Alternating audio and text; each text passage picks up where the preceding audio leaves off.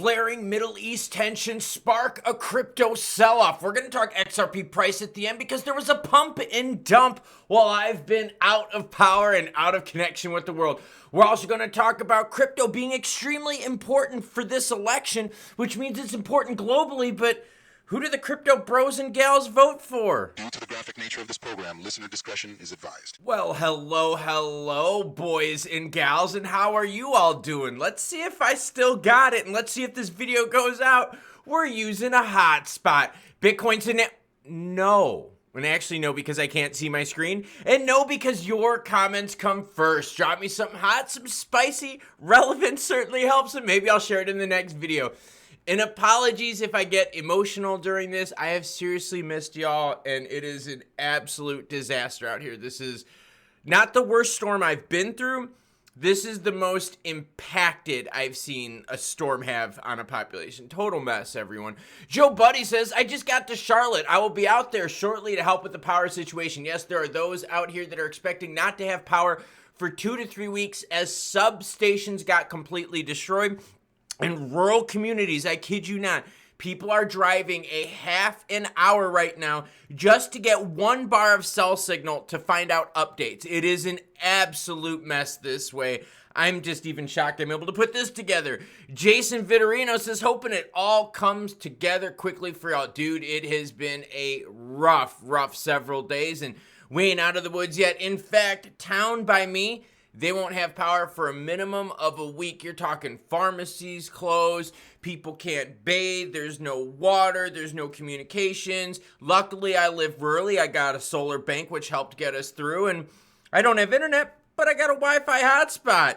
Kokanoo says, fuck yeah, now that sounds like a good fucking time. You bet your butt we were shooting guns and drinking and doing whatever we could to pass time. If Coin 360 would work, I would do the heat map. I'm telling you, this is what it's like when you try to do a program with limited resources. Let's see if I can figure this out. Bitcoin's in at 61,115 while ETH is at 2455. I see a lot of red up on the screen, and it's got to do with the pullback from the Middle East. We're going to talk about it. BNB at 545, all souls at 145. Still no love for ADA as a massive meltdown of 9% here in the last 24 hours. XRP sitting at 58.6, pump and dump. I mean, Ripple sells their monthly amount and retail gets what? Oh, girlfriend, come on now. Consensus poll finds half of the U.S. voters consider crypto important ahead of the election. This is really big because this election is going to be between Kamala Harris and Donald Trump. And Trump definitely the more pro-crypto candidate. Harris, not so much. She's honestly dodging it. She really is. She's not addressing that crypto is big enough to garner a vote. But listen to this. The survey results, which have a 2.4% margin of error, reveal that 49% of U.S. voters consider a candidate's position on crypto to be important when deciding their vote.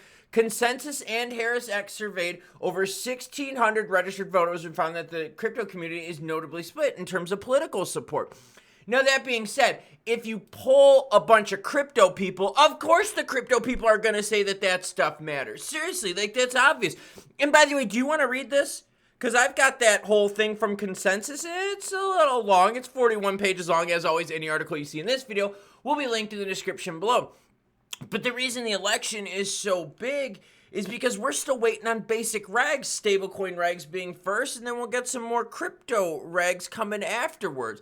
And we're sitting here right now going, yeah, but the SEC is doing whatever they want. They've got carte blanche. We're sitting here going, dude, there's every exchange being in trouble by Gensler in the SEC. NFTs are a security. Maybe water's a security. Maybe electricity is a security. Maybe ice is a security. Because I saw people buying ice or making ice and selling it for like $10 a bag. There was an expectation of profit. Is ICE a security now? Damn it, Gary Gensler, you've fucked it all up. While nearly 27% of those polled are more inclined to support a pro-crypto candidate, the division is apparent when considering party allegiance. That's right, I'm wondering right now, and this all has to do with pro-crypto stance, I'm wondering how many people that are really hardcore Democrats are going to be like, you know what? I'm going to put crypto ahead of that. And that's all about the swing vote. I have seen estimates as 3 to 5% of the vote could be swung by crypto. Whoa, Bitcoin falls to 61,000 as Iran attacks Israel. And yes, we're going to do XRP price talk at the end. You know how this goes. I'm just struggling because the internet's slow AF, but at least I got some. So what happened? Following the recent turn of events in which Iran fired a volley of about 180 ballistic missiles at Israel, the price of BTC pulled back to the 61,000 zone. Not bad, but we were up above 66,000. Now again, macros rule the roost in the big macros and global events that we're talking about. Jerome Powell and the Fed, that's a big one. Inflation, that's another big one. Middle East conflicts, that's a super fucking huge big one. But let me tell you all this, all right? I'm not being jaded, I'm not being prick, I'm not being an asshole, but you think crypto is the future, you'd be fucking wrong. Because you know what? When you don't have power, people ain't going out there saying, yo, bro, you want to take some crypto for payment? They took cash. Everywhere I fucking went, took cash. So like, I get it. Everyone thinks crypto is going to save the world. Crypto can't save natural disasters. Crypto can't save infrastructures going down. Crypto, sure as shit, ain't going to help places where they don't even have the data to make the stuff happen. So yeah, we've got some problems here, everyone, and no, crypto does not solve all of them. But with Iran and with Israel, that flare-up right there, we've seen that whenever those flare-ups happen, it pushes the price down. Now, it pushed the price down so much that there was over $500 million in liquidations. The cryptocurrency markets off, which saw BTC price nosedive over 5% late Tuesday, resulted in massive liquidations. Longs accounted for nearly $453 million. Ouch. It's worth noting that analysts have been saying the setback, however, is temporary. And I like that, but the problem I have is this. If you see a market pumping up big, what's going to happen? It's going to dump big. XRP down, but above the 55-cent mark as Bitwise files for a spot Ripple ETF. The ETFs for Ripple can prove to be very fruitful. I can honestly tell you that the ETFs are going to be one of the best things. Now, wait. I said one of the best things. One of the other best things would if Gare Bear doesn't do an appeal on the 7th. That would be freaking awesome. You know what would be awesome too? If they got power, internet, medical services, shuttle, transportation services. Hell, it'd be even nice if they cleared our fucking roads out here. But no, we still have roads blocked. In fact, I went running yesterday. Do you know how much fun it was running and having to stop every so often and being like, ooh, is that a fucking live power line? And you go around it. Dude, I felt like a kid again, running around, dodging things, climbing trees, going over and under. Fun, but so sad. XRP is down following Bitcoin and other top altcoins, although there's a weakness across the board, mainly from the worsening geopolitical developments in the Middle East. As the XRP uptrend remains, this will only change if there's a concerning dip below 55 cents. Yeah, support-wise for XRP, look, you know the deal, okay? We've got a lot of support above 56, technically, okay? It's higher than 55, it's 56. We get rejected a lot at 60. And that's what happened while I haven't had power. We pumped north of 60, which was great. Got up to 66 cents. Did any of you boys and gals out there take any juicy profits? Because remember, you never went broke taking profits. And if you took profits and had cash, you could use it at one of the thousands and thousands of stores out here that don't have power. Cool, isn't it? No, it's not cool. Because what's the point of buying food if you don't even have a place to store it? Oh, wait a minute. You don't have fuel out here either? Oh, nope. Sorry. Another big problem. You can't cook that shit. Sorry, I'm trying not to be jaded, but it's so hard for me to do the news like as a first world situation when like literally like down the block for me. Like it's just a mess. So XRP price, yeah, did you take your profits at 66 cents? Let's do this. If I got enough internet oomph, let's try to swing it on over to some candlesticks and see if this works. Again, I'm using my mobile hotspot, which is really, really shoddy. I'm being honest with you right now. Communications out here are one of the biggest problems. 15 minutes on the candlesticks is going to show us exactly this. Rejection just north of 66 cents. But the big key right here was the fight around 60 cents and breaching through. We just breached this morning. Now you're like, Klaus, why is 60 cents always so big?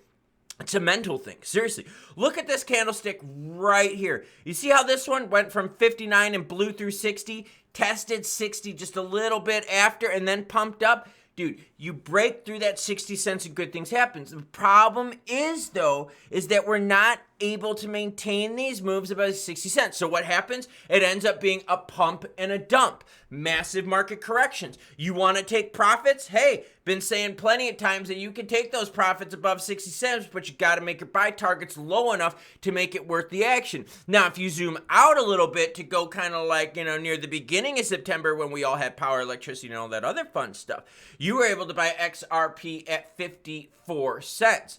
Flip it around to 66 cents and you could make yourself a good, what everyone, at least 20% profit. Now for longs, let's be real. I don't think there's any longs that are buying near this price point. From what y'all have told me, you love buying XRP for long-term reasons, sub 50 cents. So right now we're in that kind of zone where we're like, we're kind of cool, but we kind of suck, but we're kind of cool. That's the deal with XRP price. Did I really miss much while I was gone? So we got October 7th. We got Middle East tensions. We got macroeconomic events like a little bit of inflation along in rate stuff. And that's the story with XRP. The market pumps, but then all of a sudden that optimism gets wiped out by global events like Israel and the whole Middle East stuff. And the problem I see with that is that people were sitting here, and I saw the comments. I didn't see lots of them because I only have so much data to work with. But I did see the comments. Everyone's like, bro, this is it. We're going to moon. No, you can't moon yet because we don't have the proper regs in place. You don't have institutions feeling comfortable enough to buy. Retail is pretty much tapped. Retail ain't got much dry powder left because that dry powder is just, it's gone. Inflation and food and all that stuff is eating it up. So I see that people are still into the hopium. They're still sucking on the hopium titty. Hold on. Let me find the hopium titty. See, that was the hopium titty right there. So people are still sucking on the hopium titty. The world is still a messy place. Crypto is still divided, this side versus this side. And yet everyone out there that says crypto is going to solve the world, no.